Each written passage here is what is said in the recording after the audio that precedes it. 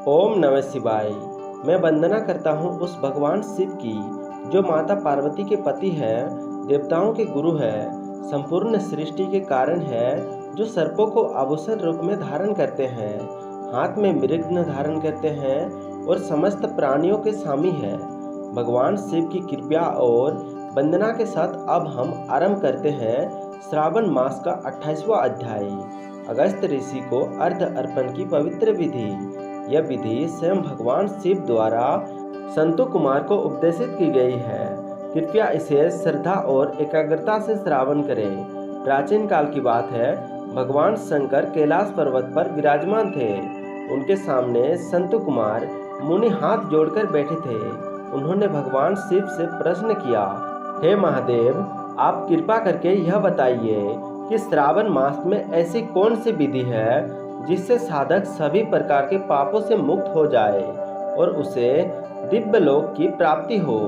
भोलेनाथ मंद मुस्कान के साथ बोले, हे महर्षि, श्रावण मास में यदि कोई श्रद्धालु अगस्त्य मुनि को अर्घ अर्पित करता है तो वह इस लोक में सभी सुख भोगकर अंत में मेरे परम धाम को प्राप्त होता है। यह विधि अत्यंत गोपनीय और पुण्यदायी है।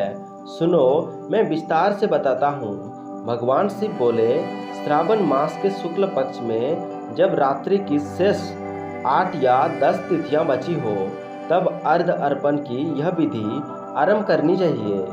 उस दिन ब्रह्म मुहूर्त में उठकर शुद्ध जल से स्नान करें, फिर श्वेत वस्त्र पहने, शरीर पर चंदन लगाएं, श्वेत पुष्प की माला पहने और शुद्ध होकर अगस्त्य ऋषि का ध्यान करें। इसके बाद एक निर्विवाद पात्र में कुंभ स्थापित करें, जो स्वर्ण, रजत या मिट्टी का हो सकता है। उस कुंभ में गंगा जल भरे, पंचरत्न डाले, सुगंधित द्रव्य, पुष्प और दक्षिणा रखे। कुंभ के ऊपर 5 आम के पत्ते रखे और एक नारियल भी रखे।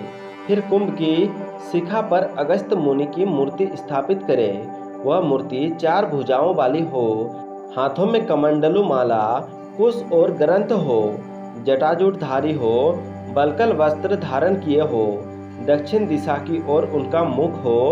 अब मंत्र द्वारा विधि पूर्वक उनका पूजन करें।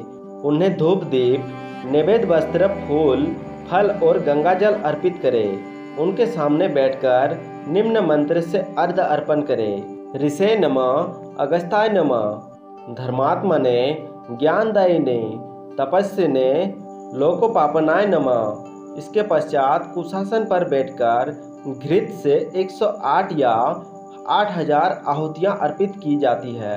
यह हवन विशेष रूप से शांति, ज्ञान और वर्षा की प्राप्ति के लिए किया जाता है।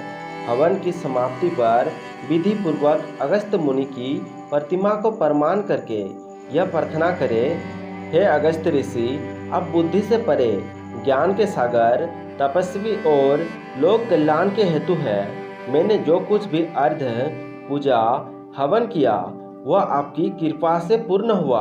अब कृपा कर मेरे जीवन के सभी संकट दूर करें और मुझे धर्म, अर्थ, काम और मोक्ष प्रदान करें। अब उस मूर्ति को स्नान कराएं, वस्त्र अर्पण करें और ब्राह्मण को दान करें।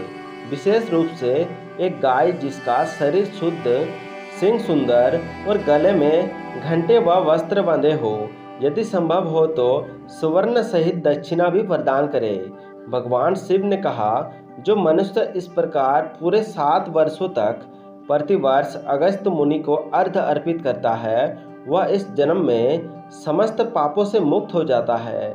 यदि वह ब्राह्मण है तो उसे वेद, शास्त्र और ब्रह्म विद्या की सिद्धि प्राप्ति होती है। यदि क्षत्रिय है तो उसे चक्रवर्ती राज्य प्राप्त होता है। यदि वैश्य है तो धन्य, गोधन और संपत्ति प्राप्ति होती है। और यदि शूद्र है तो उसे रोग मुक्ति, धन और दीर्घायु प्राप्ति होती है। स्त्रियां यदि इस विधि को करती है तो उन्हें अखंड सौभाग्य, पुत्र रत्न, सुखद वैवाहिक जीवन और मंगलकारी संतति की प्राप्ति होती है। जो कन्याएं यह व्रत करती है उन्हें योग्य पति और सास ससुर का स्नेह मिलता है। जो स्त्रियां पुत्रहीन होती है उन्हें योग्य और आज्ञाकारी संतान की प्राप्ति होती है। और भगवान शिव ने आगे कहा है, हे मुनिवर, अगस्त्य मुनि को अर्घ अर्पण करने से मनुष्य के जीवन में वर्षा, संतान, धन, शांति और भक्ति की वृद्धि होती है। घर में सुख समृद्धि बढ़ती है।